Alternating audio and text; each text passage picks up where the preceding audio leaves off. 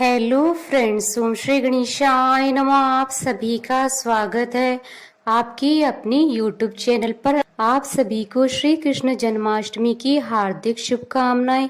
Friends, आज हम आपको इस वीडियो में बताने जा रहे हैं श्री कृष्ण जन्माष्टमी के दिन सुनी जाने वाली जन्माष्टमी व्रत कथा के बारे में, जिसको सुनने मात्र से ही भगवान श्री कृष्ण की कृपा से होंगी आपकी सभी मनोकामनाएं शीघ्र ही पूर्ण। फ्रेंड्स, वीडियो शुरू करने से पहले आपसे रिक्वेस्ट है, अगर आप हमारे चैनल पर नए हैं और आपने अभी तक चैनल को सब्सक्राइब नहीं किया है तो प्लीज सब्सक्राइब कीजिएगा चैनल को, साथ ही प्रेस कीजिएगा बेल आइकन को, जिससे नए वीडियो से रिलेटेड नोटिफिकेशन आपको तुरंत प्राप्त हो सके। और वीडियो पसंद आने पर वीडियो को लाइक और शेयर जरूर कीजिएगा ताकि सभी भक्तों को इस वीडियो का लाभ प्राप्त हो सके। और कमेंट बॉक्स में जय श्री कृष्ण जरूर लिखिएगा।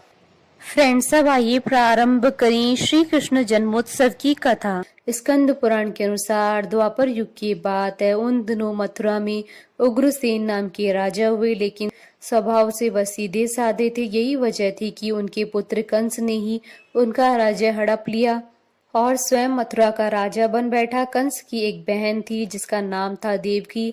कंस उससे बहुत स्नेह करता था। देवकी का विवाह वसुदेव के साथ तय हुआ तो विवाह संपन्न होने के बाद कंस स्वयं ही रथ हाँकते हुए बहन को ससुराल छोड़ने के लिए रवाना हुआ। स्कंद पुराण के अनुसार जब वह बहन को छोड़ने के लिए जा रहे थे, तभी एक आकाशवाणी हुई कि जिस बहन को वह इतने प्रेम से विदा करने स्वयं ही जा रहे हैं, उसी बहन का 8वां पुत्र तेरा संहार करेगा।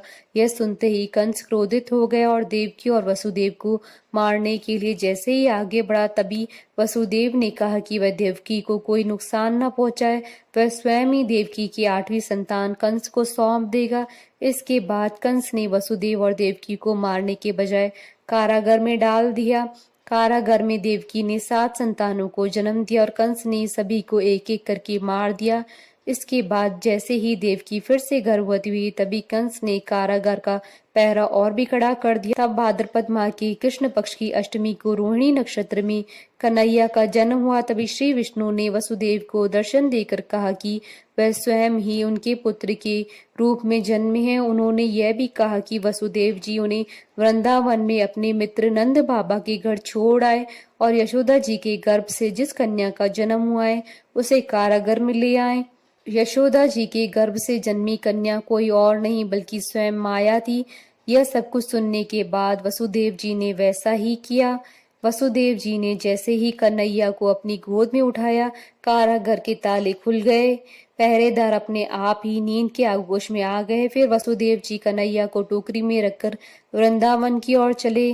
कहते हैं कि उस समय यमुना जी पूरे उफान पर थी। तब वसुदेव जी महाराज ने टोकरी को सिर पर रखा और यमुना जी को पार करके नंद बाबा के घर पहुंचे। वहां कन्हैया जी को यशोदा जी के साथ पास रखकर कन्या को लेकर मथुरा वापस लौट आए। स्कंद पुराण के अनुसार जब कंस को देवकी की 8वीं संतान के बारे में पता चला तो वह कारागार पहुंचा। वहां उसने देखा कि 8वीं संतान तो कन्या है, फिर भी वह उसे जमीन पर पटकने ही लगा कि वह माया रूपी कन्या आसमान में पहुंचकर बोली कि रे मूर्ख, मुझे मारने से कुछ नहीं होगा।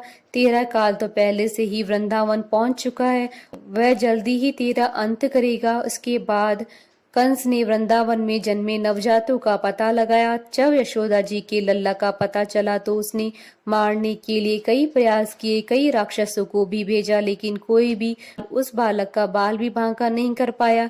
तो कंस को यह एहसास हो गया कि नंद बाबा का बालक ही वसुदेव देवकी की 8वीं संतान है। कृष्ण ने युवावस्था में कंस का अंत किया। इस तरह जो भी ये कथा पढ़ता है या सुनता है उसकी समस्त पापों का नाश हो जाता है। बोलिए भगवान श्री कृष्ण की जय। हमारे साथ इस वीडियो में अंत तक बने रहने के लिए आपका धन्यवाद। ओम श्री गणेशाय नमः। जय श्री कृष्ण।